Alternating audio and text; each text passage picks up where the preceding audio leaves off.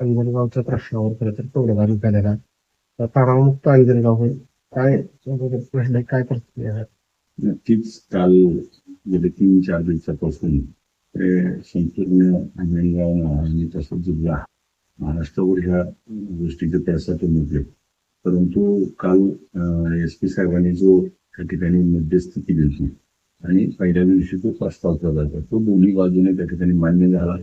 काल पालकमंत्री महोदयांच्या साक्षीनं त्याच्यावरती शिक्कामोर्तब झाला. दोन्ही बाजू त्या ठिकाणी एकमत झाल्या आणि तो सगळा तणाव आता त्या ठिकाणी निघालाय.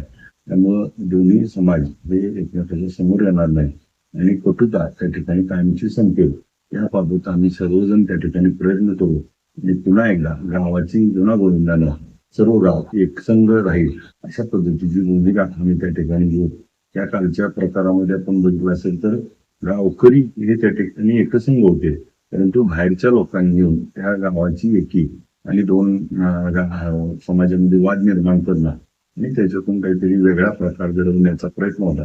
परंतु सर्व गावकऱ्यांनी यावरती त्या ठिकाणी एकसंघ हा एक मुखी तोडगा निघाला.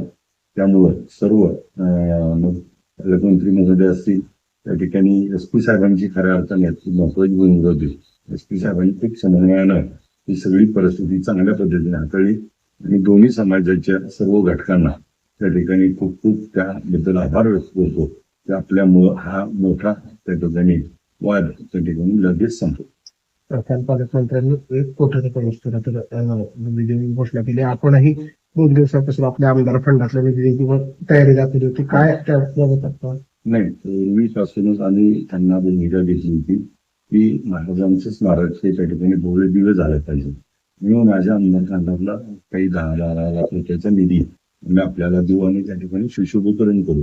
आणि आज पालकमंत्री महोदयांनी 1 कोटी रुपयाची तरतूद केली, त्याबद्दल त्यांचे आभार.